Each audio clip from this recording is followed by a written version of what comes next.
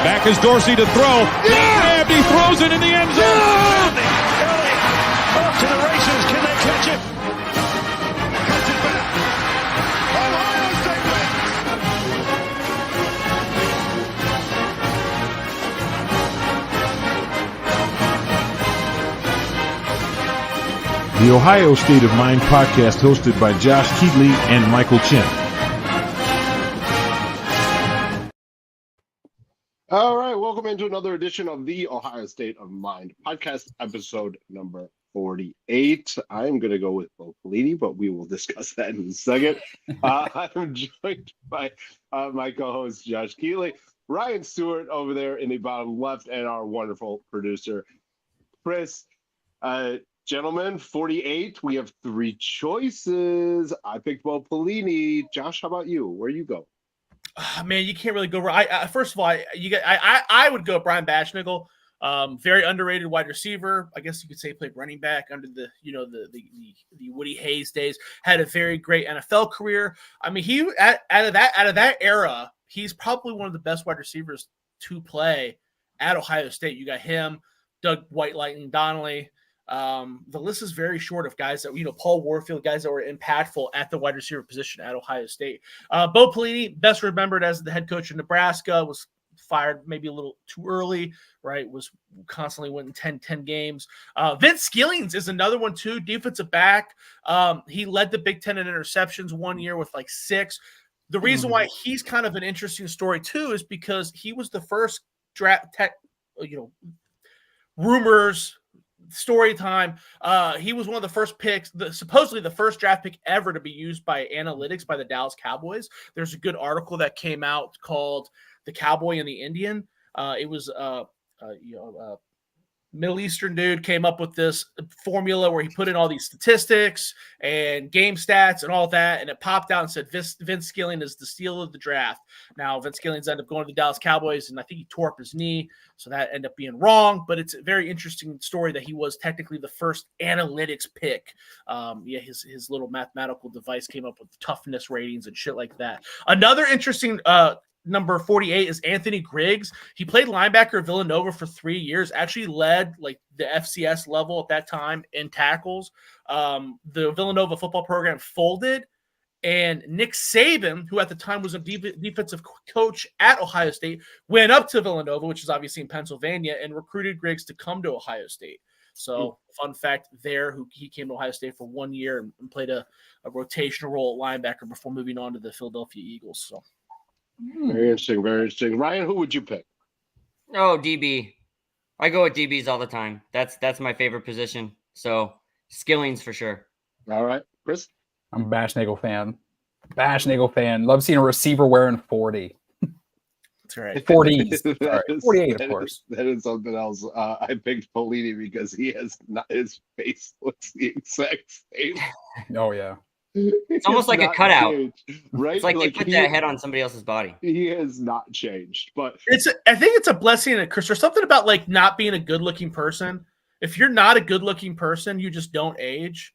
You know what I mean? Like he's not like a heartthrob, right? He's not. Look at Joe Burrow. He's just a very like right.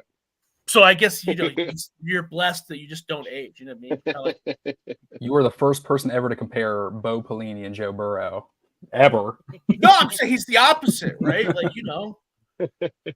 there's just certain people that don't age. I hear you. Usually, All right. Since we've been light, let's get into some down and dirty. The Buckeyes went into Autzen Stadium and took the L. None of us predicted this one. The Ducks skate by 32-31. And let's dive right into it, gentlemen. Obviously the Buckeyes had an opportunity to win the game at the end, and very reminiscent of the college football playoff semifinal against Georgia.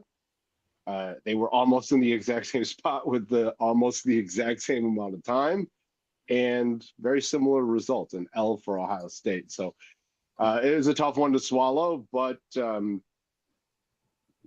are better days, and the good part about the college football playoff era, and especially now the 12-team college football playoff era, one loss doesn't take you out. right. So we get. So you're saying you're looking forward to that loss in the playoffs? Yeah. No, that's a good point, Mike, because we have until the playoffs for Ryan Day sees another good team. So yeah, right. And there's something that Nick Saban said following the game. He was on with Pat McAfee during I'm not sure if it was McAfee's regular show, but they were at the game. They were because game day was there, and Saban talked about how sometimes losses are good. It gets teams to refocus and assess issues that they might not have believed that they were there. Right. So I'm in that camp. I'm with Saban. I think this was a good thing for Ohio State. Although obviously we want them to win every week.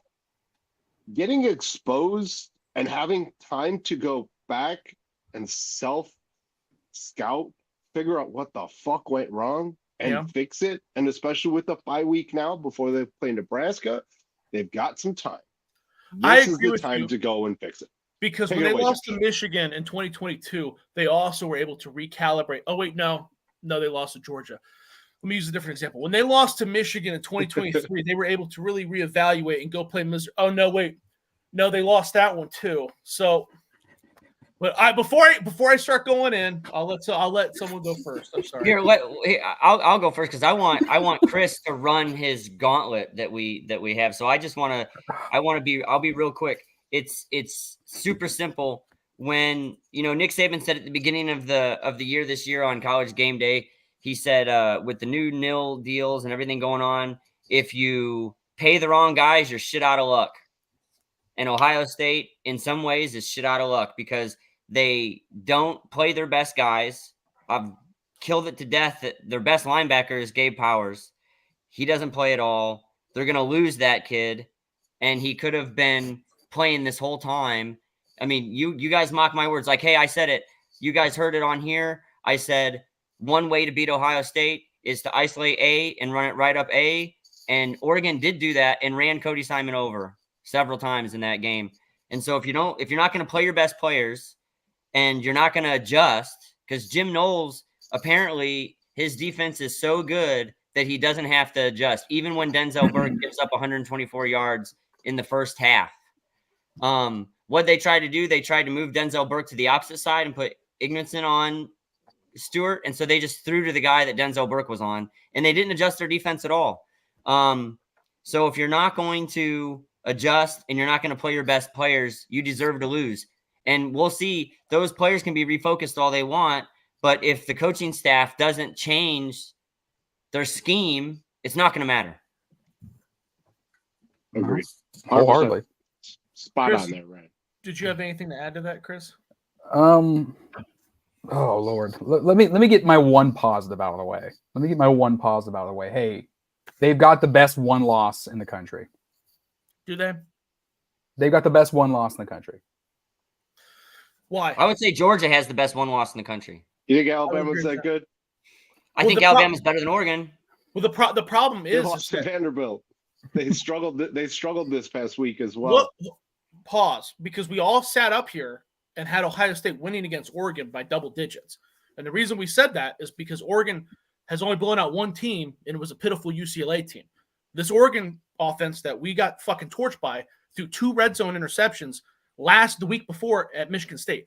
This Oregon team barely beat a Boise State team that we kind of made fun of last week by 3 fucking points. Okay? This Oregon team didn't exactly beat the brakes off of a fucking Idaho team that doesn't even have the same amount of scholarships.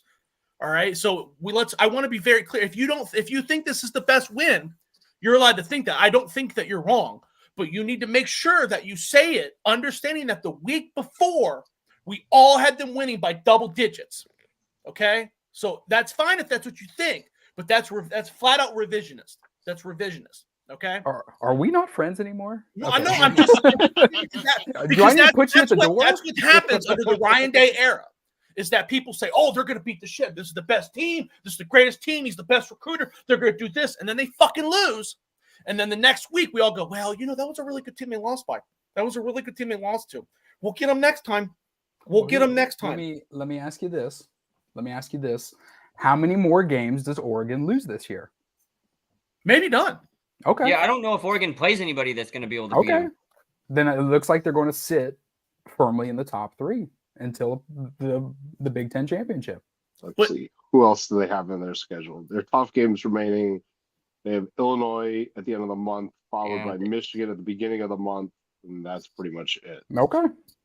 Well, we're victims to, you know, these college football rankings. They're going to stay in there. And it is what it is, because you got Georgia, you got Alabama, you got Texas still going through a gauntlet. They still have a gauntlet of a conference play still to go. I'm just saying. I mean, there is a way that one of these teams, like Illinois, for example, because honest to God, the way that you beat Oregon is you run the ball. If Genty from Boise State can run for 250 yards, so can Illinois. So they could lose to a team that runs.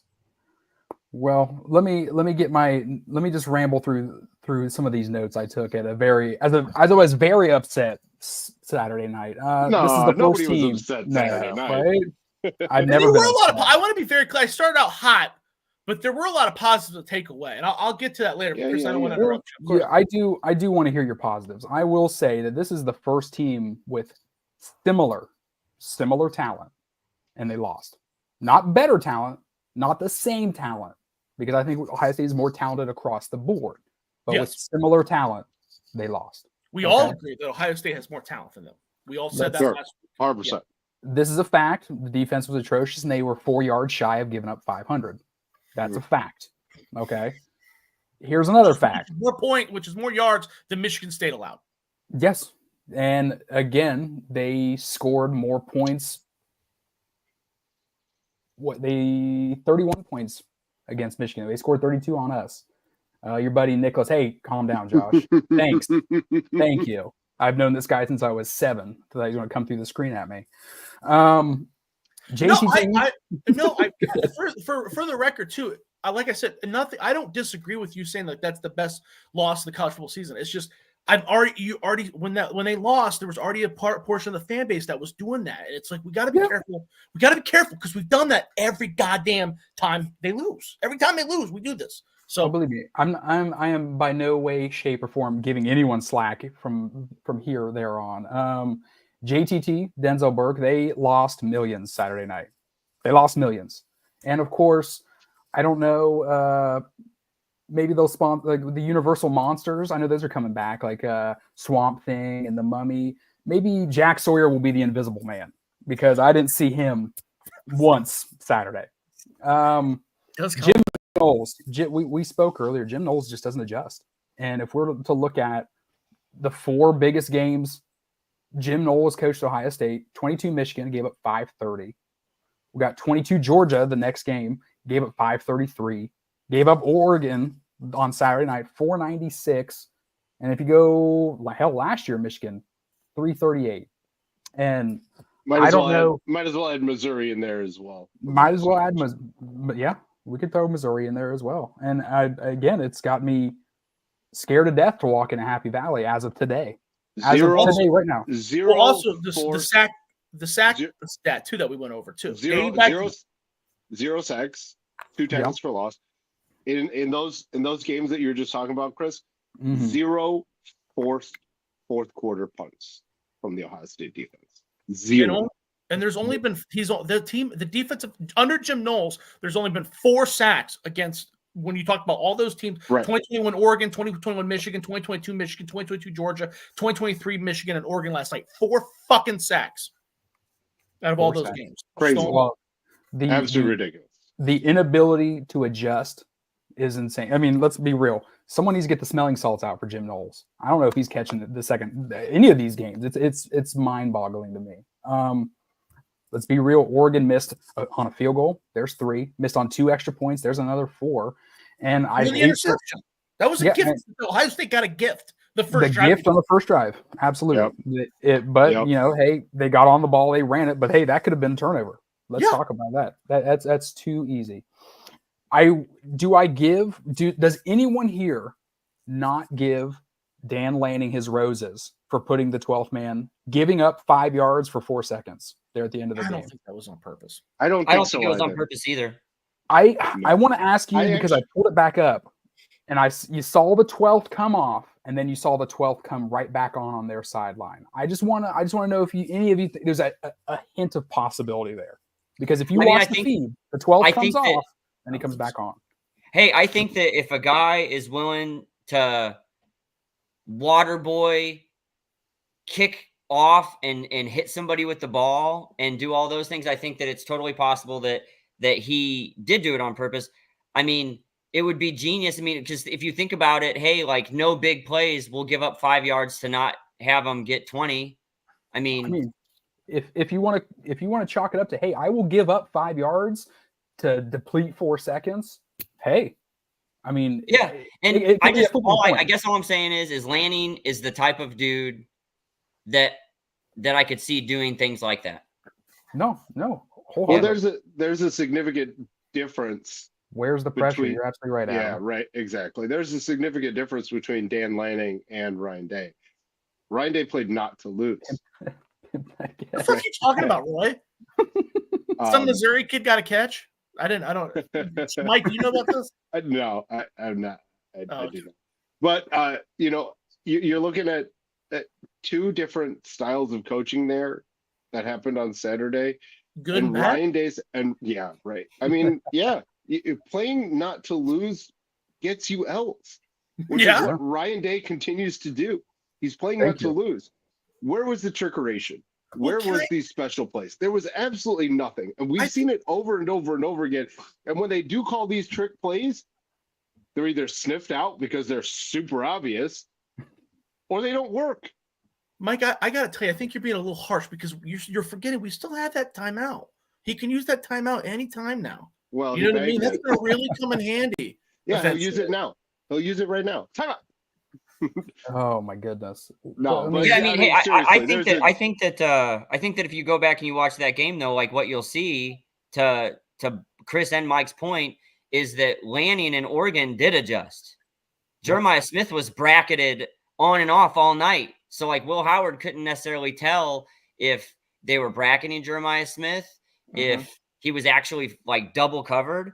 They did a lot of combo coverages to like where they would play man on one side of the field and then it would be a zone on the other side of the field. And they constantly were mixing it up. Like you didn't see us just sit, like you didn't see Oregon just sit with a one high safety the whole game. And that's what Ohio State did so Ohio State was either in a cover 1 or a cover 3 all fucking game. And the way that you could tell is where the corners were because Denzel Burke was playing 7 yards off most of the time, and that's why Stewart got a free release, and that's why he got completely destroyed in that game is because he didn't have any help, and he was playing off coverage, and they only showed 2 looks.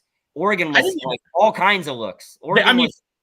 I didn't even see them running cover 3. I saw them. I was just, like, I was still astounded. It was just cover 1 the whole fucking time. I mean, it's from what I saw. No, but yeah, so even think about it like this: like if you're gonna run a cover 1. Then you're setting Burke up for failure if you're having him play off. Yeah. Because nobody, you could take Darrelle Revis in his prime, and he's going to have a hard time in a man situation playing 7 yards off, giving a guy 7 yards to figure out what the route is and set you up. I mean, Denzel Burke was set up for failure. It made no goddamn sense. And people are justifying it online like, well, what are you going to do? Denzel Burke just couldn't hang. He'll get him next time. It's like, no, they didn't bracket. They didn't do any. They didn't bracket. 100%. They didn't. Oh, Kaz Merrick. Okay. Is he from Missouri? Oh, okay, cool. Good call, Roy. But they didn't bracket. They didn't double team. They didn't do anything to help out Denzel Burke. And then not only that, but people are like, well, you can't. The reason why they couldn't blitz is because that leaves Denzel Burke on an island. That leaves the guys on an island. They're already on an island. On an island. There's no safety help. There's no safety help. At least maybe if you bring pressure, maybe they get to the quarterback faster. So Evan Stewart isn't 30 yards down the field when Dylan Gabriel launches it. Yeah, and then when they brought pressure with the linebackers, they didn't get there anyway. But just the whole point of that whole thing is that Oregon mixed it up defensively, big time against Ohio State. Yeah. No, and I don't necessarily go on, Chris. I'm sorry.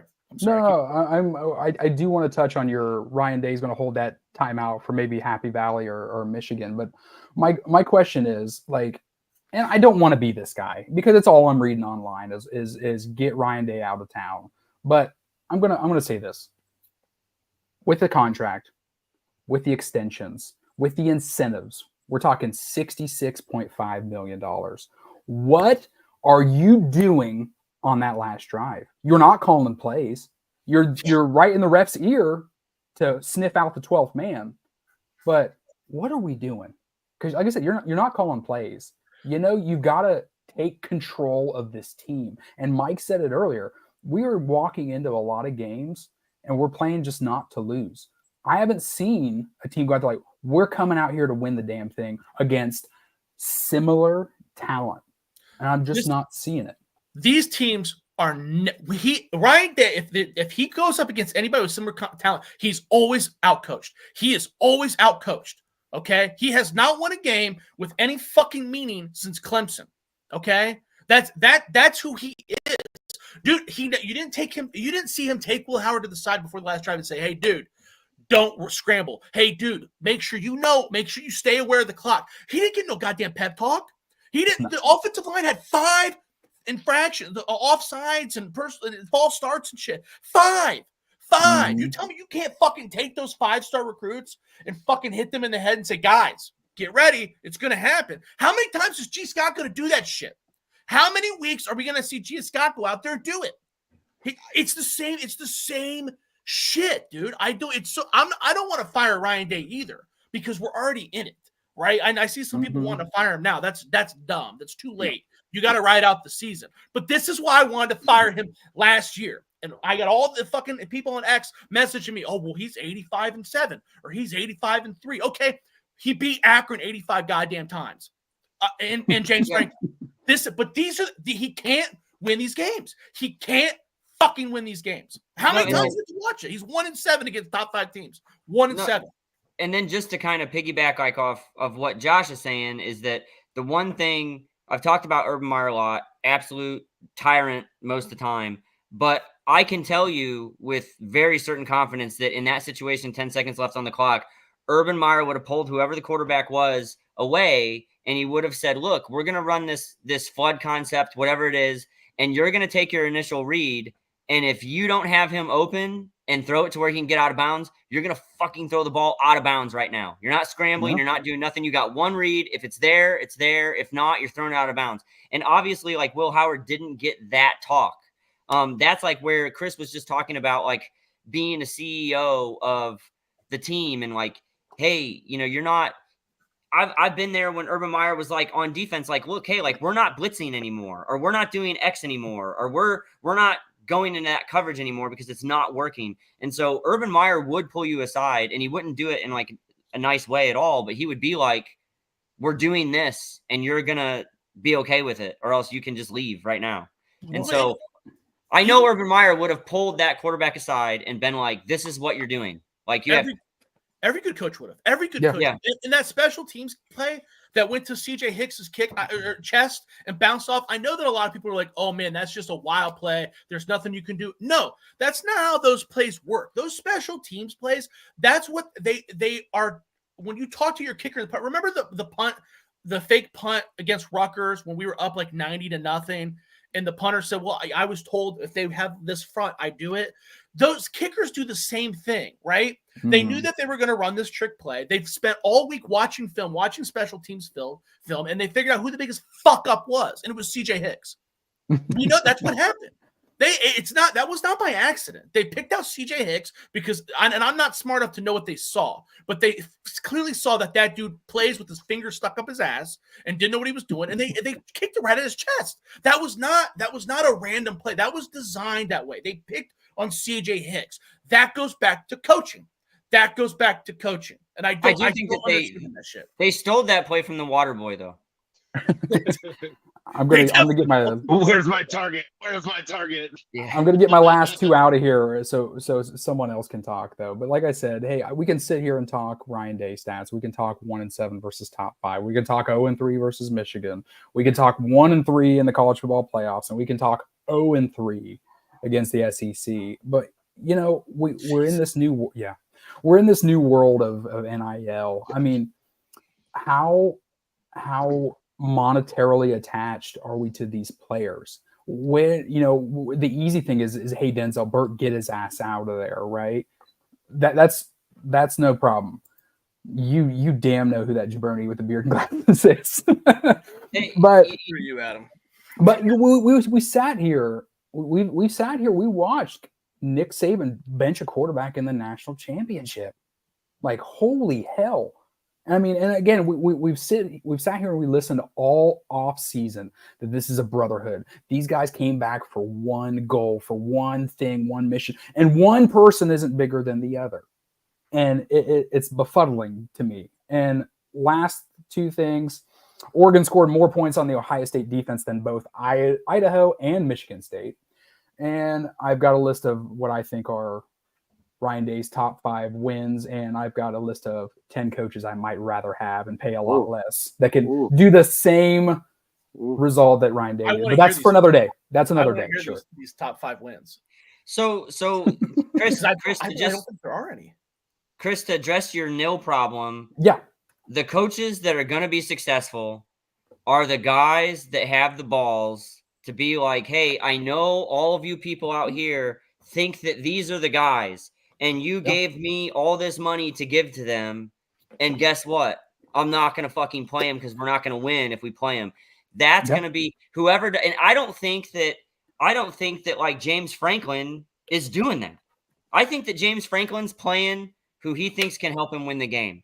And I think that Lanning from Oregon, I think that he's obviously like, you think he's going to have the guys that aren't the best guys on the field playing? I just don't think that that's the case. And it's like Ohio State with this coaching staff specifically. And to me, they have like an image and an ego problem, and it's never Ryan Day. It's never Jim Knowles.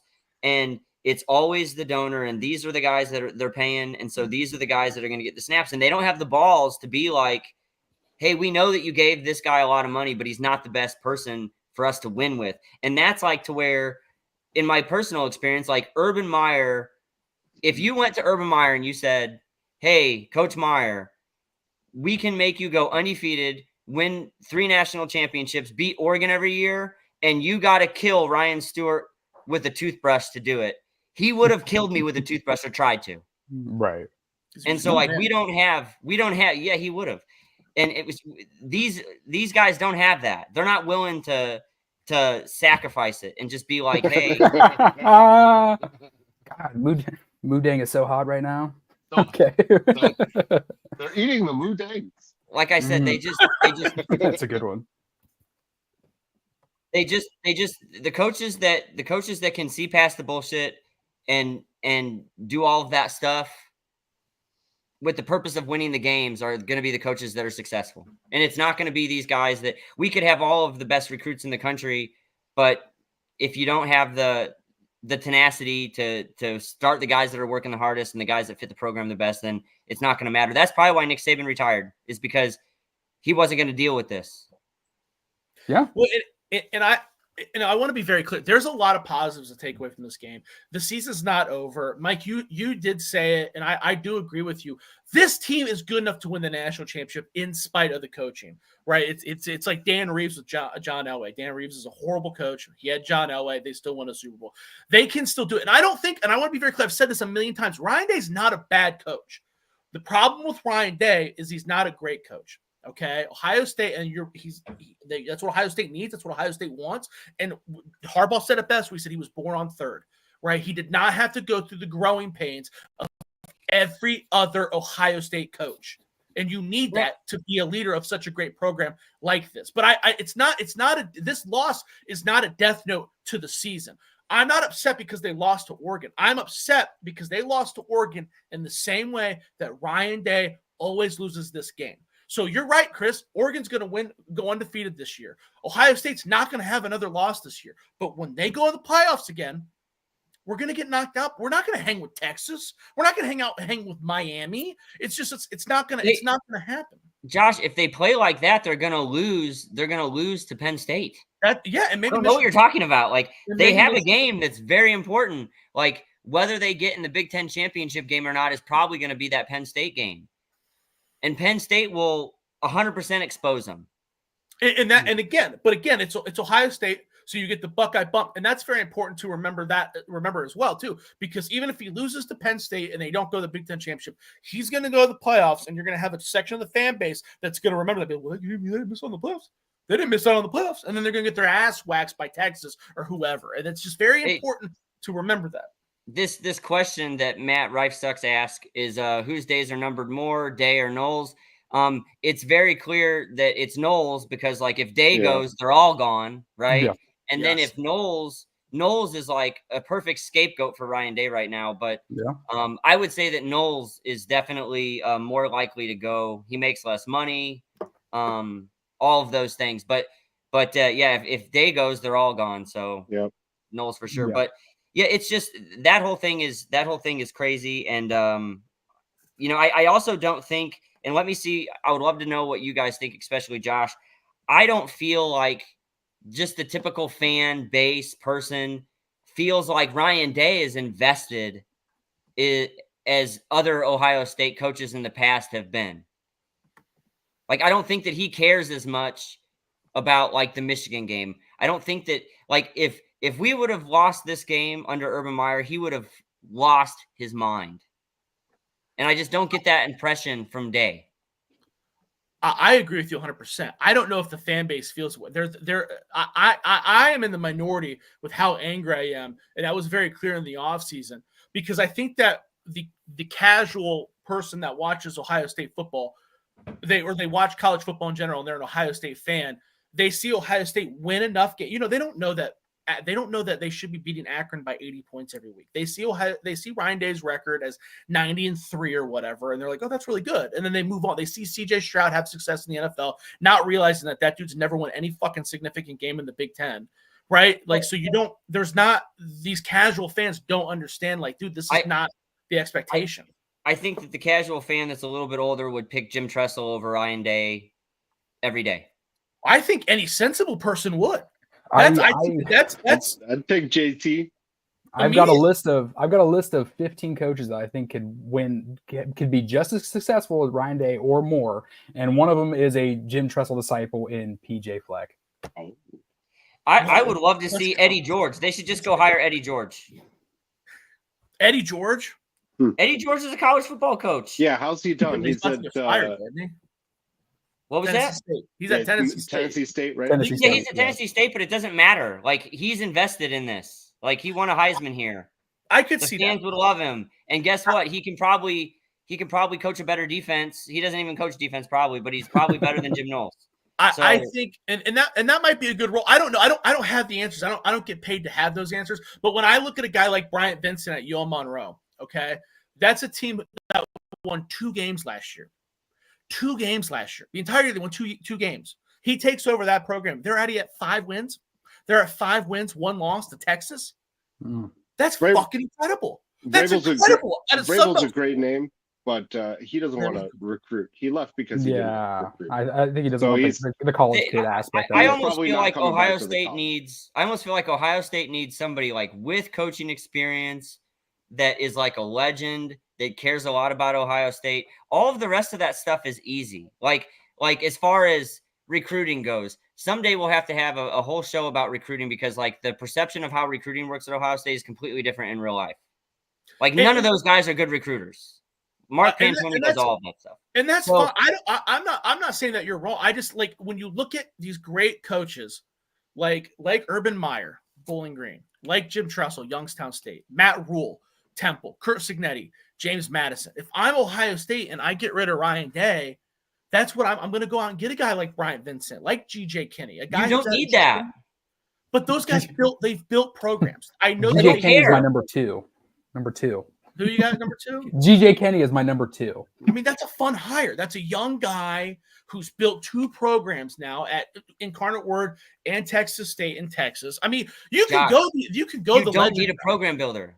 What you need is somebody that is invested. You want an alum. You want an alum. You want an Ohio man. You want Ohio type. Dude, you could run like Josh. You could run. Josh, you could fucking run the wing tee at Ohio State, and if you did it right, you would win the national championship. Like, you don't need somebody to build you a program. You just need somebody that is invested and like gets the program. Like, how big would it be? Like, what's better? Like one of those guys you named, or a guy that's like, hey, I want a Heisman here. Well, I don't know. I'm just saying, like, you don't need a program builder. Ohio State's already one of the best programs in the country. What you need is like stability and you need adjustment. You need like somebody that's a figurehead that's going to hire those guys and run the right offense and defense. So you're saying even if Eddie George is not a great head coach, it doesn't matter because he would care enough to put the right guys in position to make the right decisions to make the program flow. Yeah, and he would probably fucking listen to them. He would probably fucking listen to them. And he would probably say, like, hey, this guy's not as good as that guy. Hey, Gabe Powers is my best linebacker. I'm going to put Gabe Powers in the game. Like, that's the type of person. You don't need somebody with an ego. Well, I don't like I said, I'm not saying you're wrong. I just know either way, we're both saying the same thing where it's like there are people out there that have done more with less than Ryan Day. Mm-hmm. And he's been Ryan Day since Ryan Day's been in charge. The Ohio State football program has gotten worse. And another thing to add too, like when Ohio State lost to Oregon the first time around, that wasn't that big of a deal because they're in the Pac-12, right? Oh, well, Ohio State he gets bullied by Harbaugh. Harbaugh's gone now, so now he's going to be the big dog in the Big Ten. No, it's very clear he's not going to be the big dog in the Big Ten. It's very clear that Dan Lanning has his number. And pretty soon, Kurt Cignetti, if he doesn't stay at Indiana, he's going to have a big dog job too at Wisconsin or wherever, and he's going to be a big dog. You know what I mean? Matt Rule is pretty close to having a big dog situation himself. So Ryan Day, we talk about Ohio State being this indestructible powerhouse, and that's true. I truly believe that.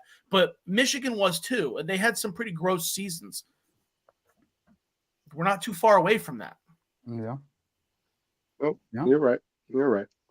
All right, any more rants, gentlemen? I think Josh, you got a little rant going on here. You started and you stopped, and you started and you stopped. We want to get that motor running again. No, like I said, I just want to be clear. I don't want to see Ryan Day get fired. I do think that Ryan Day is a good coach. I just don't think he's the great fit for Ohio State, and I don't think he's the right fit for Ohio State yet. He's the kind of coach who goes to Marshall and he wins 10 games, and that's great. That's great, but he's not. He doesn't have that skill set yet. He's not there. There's something missing.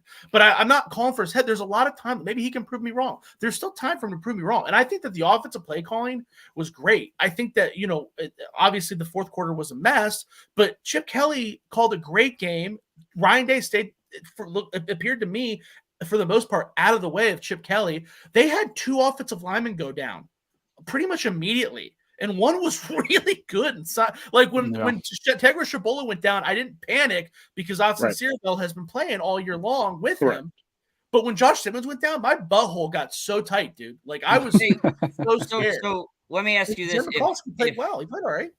If Chip Kelly called such a great game, then why did he abandon the run in the second half? I didn't say play call good. I said I don't have an issue with the way the play calling went. They put 30 points on the board. I don't think that they moved the ball ineffectively through the air. Jeremiah Smith and Emeka Egbuka had very solid games. No one got open down the field, but they constructed ways to get them the ball via screens and short rhythm passes.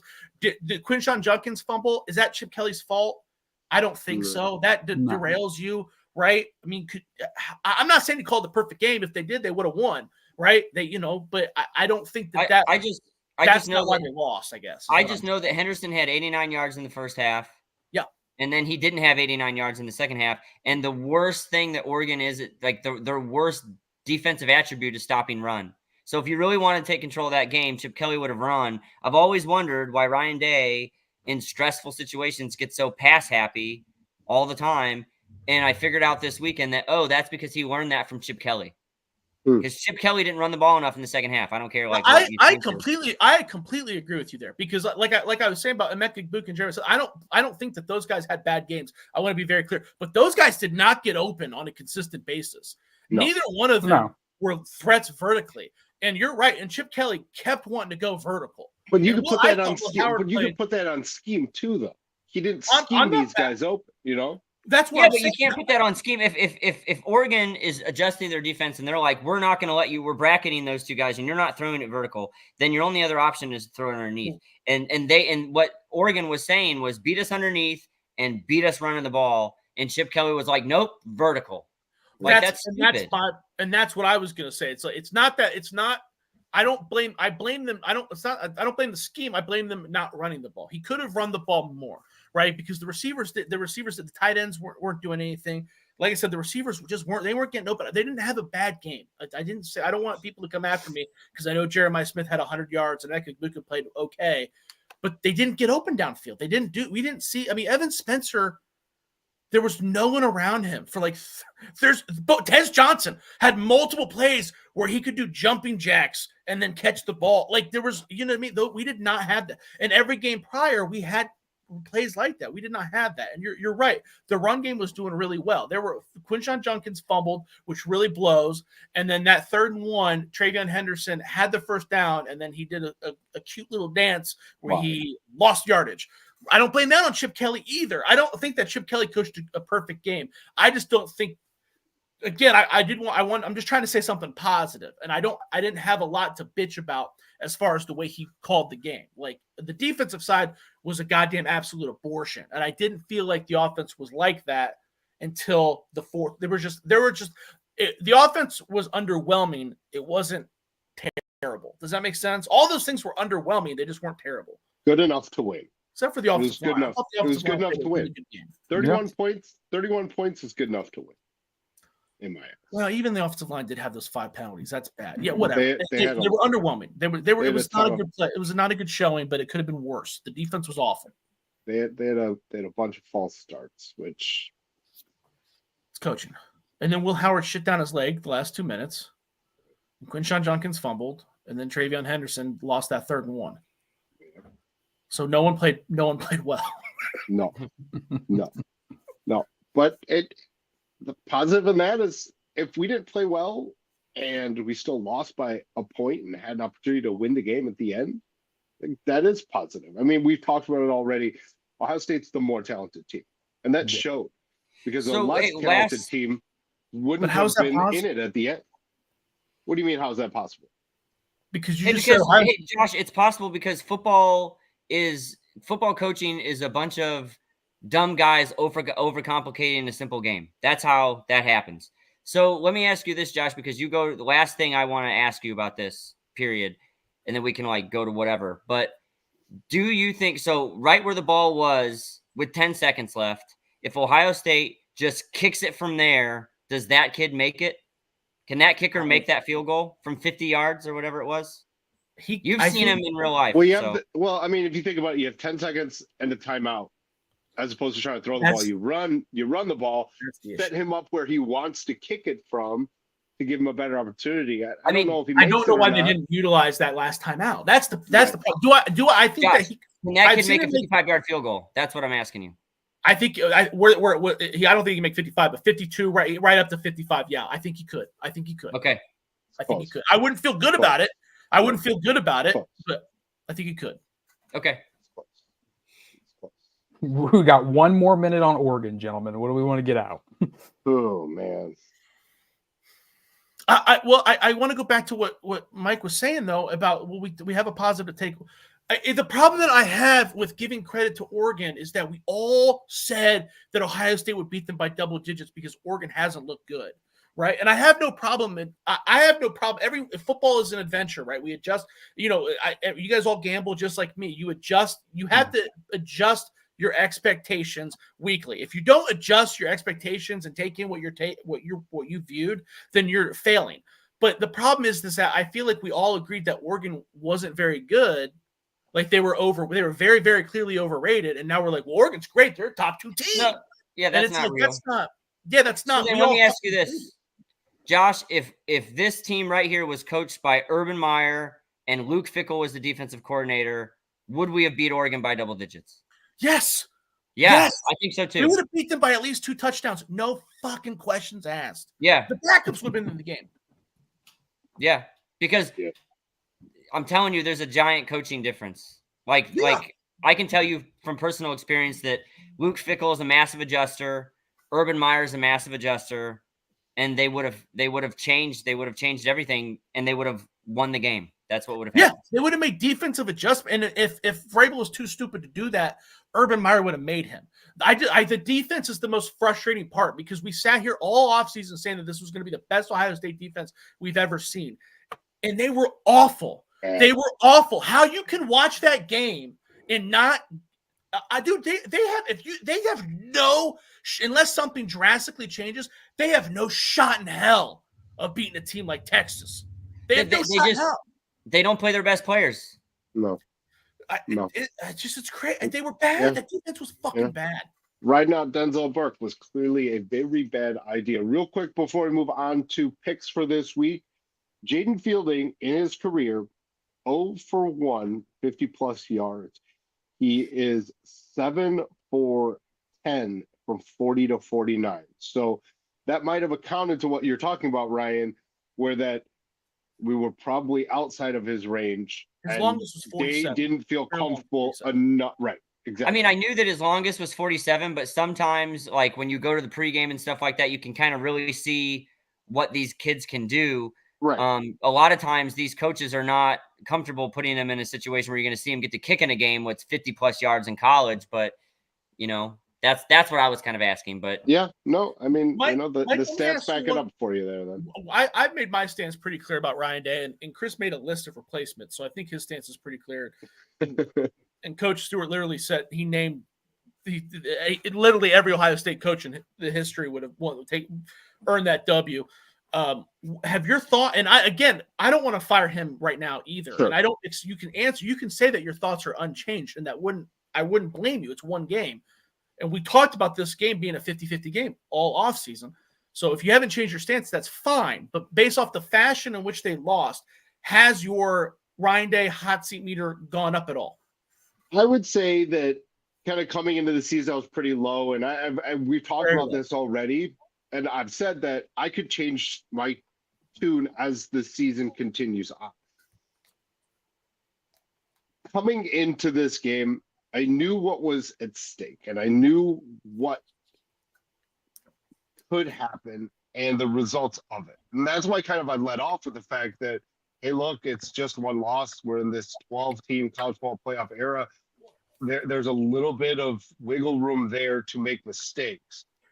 And I don't there's not a lot of undefeated national champions anymore. Yeah, Michigan won it last year undefeated, but I mean, for the most part, teams lose before they go on to win titles. Yeah. And so I am not necessarily at this current moment saying, let's fire Ryan Day, let's get him out. I want to see how it has.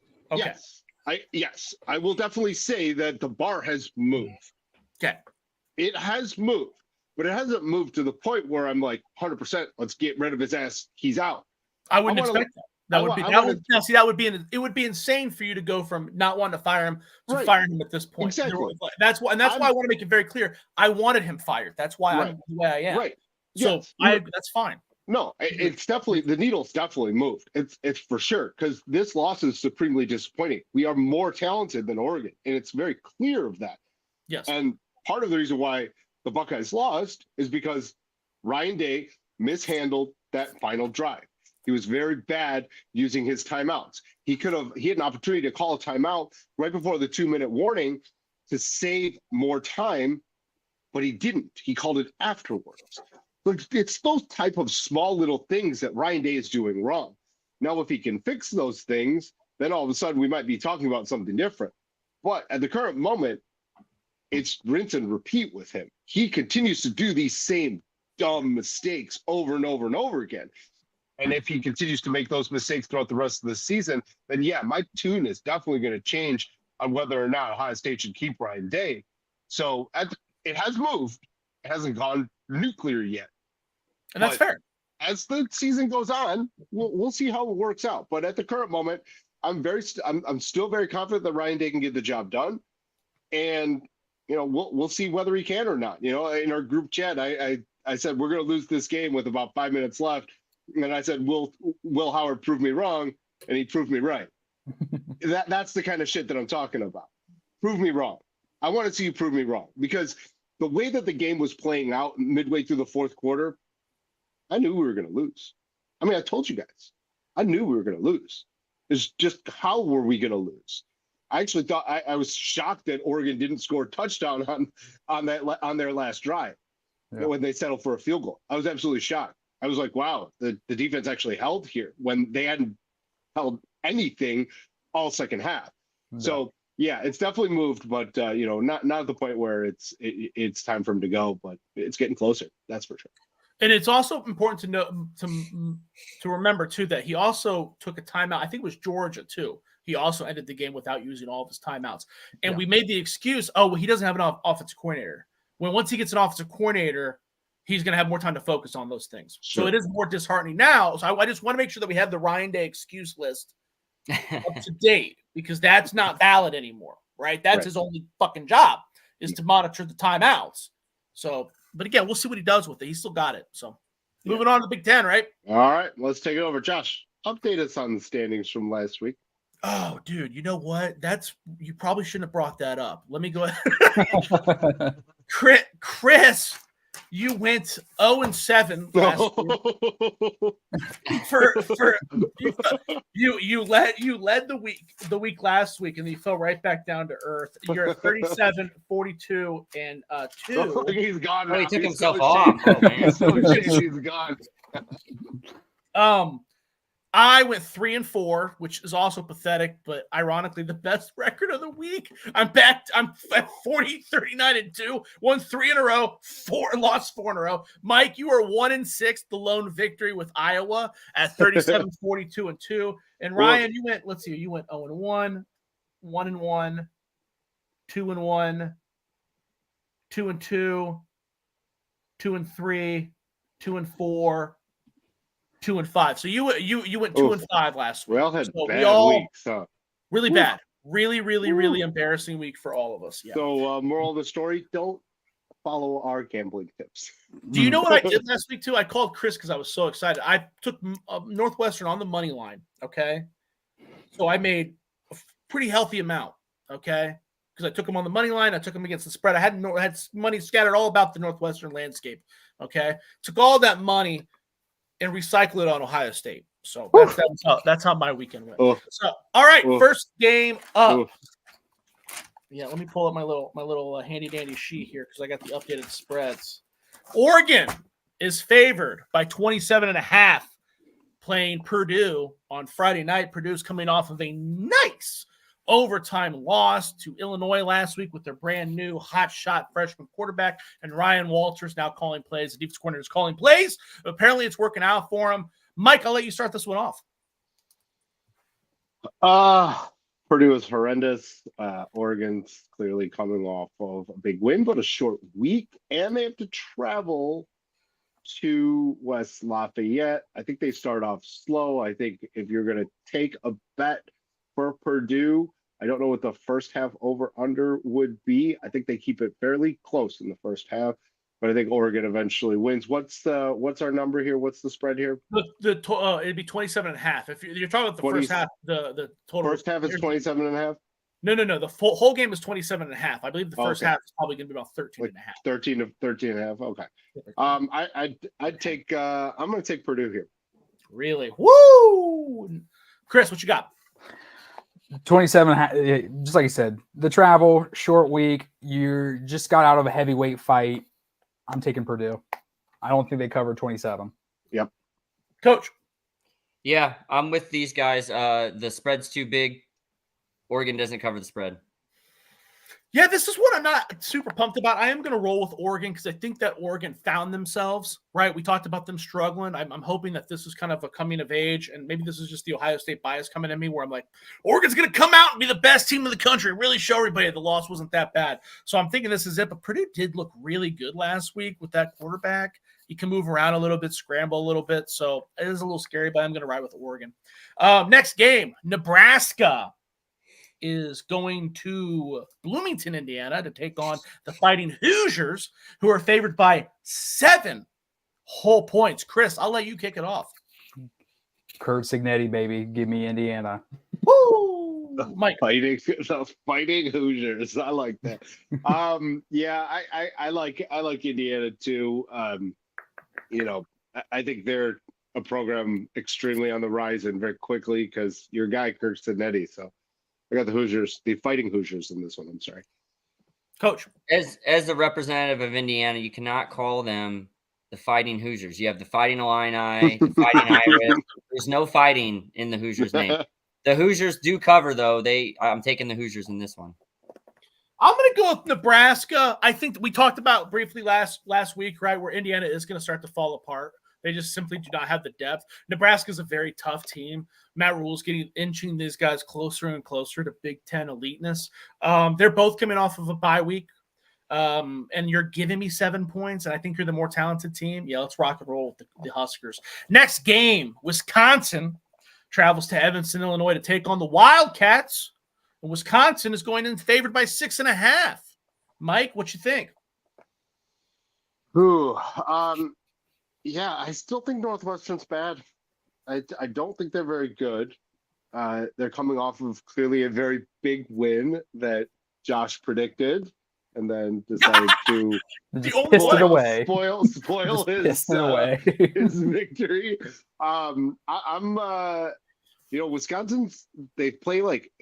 Wisconsin's weird. They'll play like a great half and then absolutely suck the next one. I'm gonna take the Wildcats. I still think they're bad, but I'm gonna take Northwestern. Chris, give me Wisconsin. Give me the over. Coach. Over for the Badgers. I'm with Chris. All right, I'm also going to ride with the Badgers. Wisconsin looked good last week, dude. Rutgers is a tough team. I was the only one that picked Wisconsin. No one in this table is in a situation to tout, so please don't take that as me bragging. But the point is that Rutgers is a tough team, and Wisconsin just demolished them. There's a lot of talent there. They're just poorly coached. Northwestern, I think it says more about Maryland than it does Northwestern. Last week's game, Mike Loxley, baby. So I am going to take Wisconsin. I think that they can win by a touchdown. Riding into the next. We need to check the replay because I could have swore I picked Wisconsin last week. I don't pick against Luke Fickell. You can check the sheet. Let me check the sheet. You check. Yeah. Well, I don't want to take a lot of time, but I got it right here. No. You're right. You did take Wisconsin. Yeah. Hey, I accept your apology. Next game. That was one of your 2 wins. Oh, that's you said you were the only one. Because I was looking at our sheet from the season. I apologize. You're not on our season sheet. I apologize. Yes, you did. You took Wisconsin. All right, on to the next game. UCLA is traveling all the way from. Oh, you turd. I'm sure you guys don't know too much about UCLA, but our football program, but we're in LA. Out of your way to catch me sleeping. All right, go on. I thought you were on it. All right, UCLA travels to Piscataway, New Jersey to take the Fighting Schianos, who are actually favored by 6.5. Chris, I'll let you start this one off. Simple. Give me Rutgers. Give me the over. UCLA is horrible. Horrible. Yep, easy pick. Rutgers. Oh, Mike, you're taking Rutgers too? Oh, yeah. UCLA sucks. Coach, what you got? Rutgers. I'm also going to take Rutgers. Both of these teams, UCLA has actually looked pretty decent the last couple of weeks. For as much as I shit on them in our Oregon segment, they hung with Minnesota. They hung with who did they play last week? They've hung the last couple of weeks, so it's a little scary. But we talked going from West Coast to East Coast. I'll still ride with the Schiano. Plus, they should bounce back after a pretty demoralizing loss to Wisconsin. Next game, Michigan travels to Champaign, Illinois to take on the Fighting Illini, who are getting 1.5. That's right. The Michigan Wolverines are favored by 1.5. Mike, what you got? Vegas knows something. Vegas knows something. But they don't know this. Illinois is going to win. Chris, what you got? Michigan defense is too much for the Illinois offense. I think Michigan finds 1.5 points here somewhere. Give me Michigan. Coach. Give me the Fighting Illini. Orgy's not a good quarterback. None of them are. I'm taking Michigan as well. They're coming off of a bye week. Hey, Luke Altmaier, come on, baby. There's still a lot of talent there. We talked about the defensive line, very talented. There's a lot of talent at Michigan. I think they suffocate Illinois. Illinois didn't look good last week. I guess they looked terrible. They beat Purdue in overtime by 1 point. Barely. Yeah, there's an argument to be made that they were looking ahead to Michigan, but Michigan had a fucking bye week, so I'm going to take that.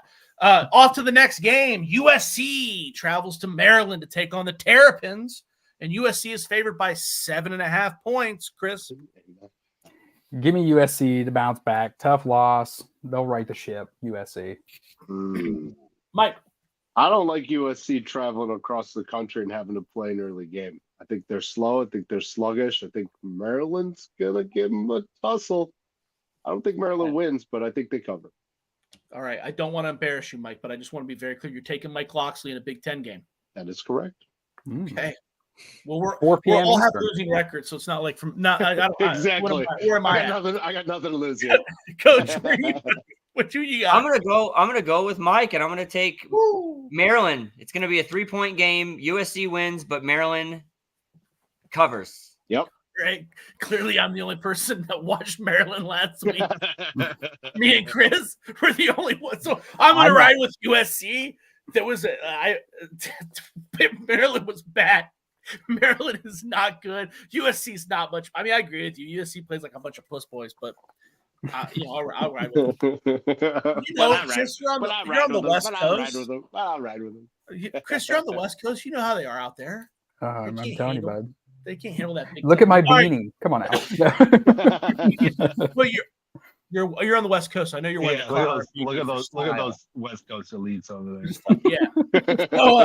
Iowa travels to East Lansing to take on the Michigan State Spartans. Iowa's favored by 6.5 points. Mike, I'll let you go first. Hawks. I think that they're a fairly solid team. Michigan State is, so I got Iowa. Chris. HAWKI, Hawkeye. Give them to me. The fighting Hawkeyes? The fighting Hawkeyes? Right, the fighting Hawkeyes. I'm going to go. Obviously, I'm going with Iowa, too. This one's a little unnerving because now that I'm working. Listen, you better get that pick in. Write it down. Oh, my mommy's taking USC. Put it down. I know you've got a pen. Noted. Thank you, Mommy, for watching. One of the two viewers. This game is a little unnerving now because the Oregon game really messed up my vision of the Big Ten. So now I'm like, is Michigan State good? I don't know. I don't think so. I don't think Michigan State's good. They're coming off of a bye, but Iowa's a tough team. We said it when they played Ohio State. I stand by it. They demolished Washington. Let's ride, boys. Let's ride with Iowa. So we got some disagreements on this one. Yeah. Yes, we do. Yes, we do. All right, gentlemen, we've just passed our hour mark, and this is our chance for some last remarks. Anything else about this past weekend, boys? Well, Chris had a wonderful fantasy week. Oh, I did, didn't I? Oh, let's take a look, gentlemen. You got to tell. This is the first week. And before we say anything, I took the last picture of everyone. Okay, everyone's last picture is on there, so don't give me Will Howard. Don't give me no Will Howard beef.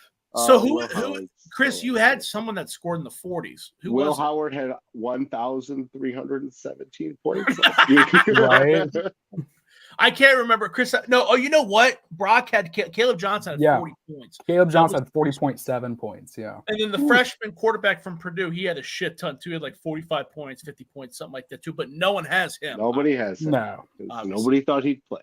Yeah, and I just had I had an okay week, but now is the time where you guys might actually catch up because again, my quarterbacks are Will Howard, who's on a bye week, and the backup quarterback from Maryland, who I didn't know who was going to be the backup.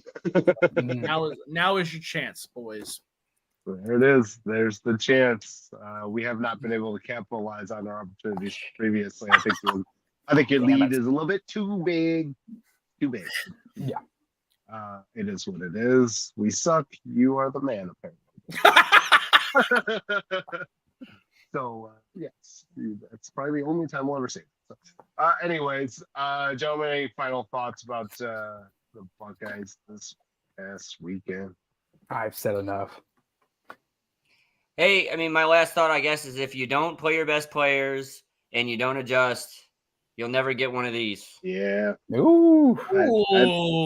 I definitely wearing the blink today, Ryan.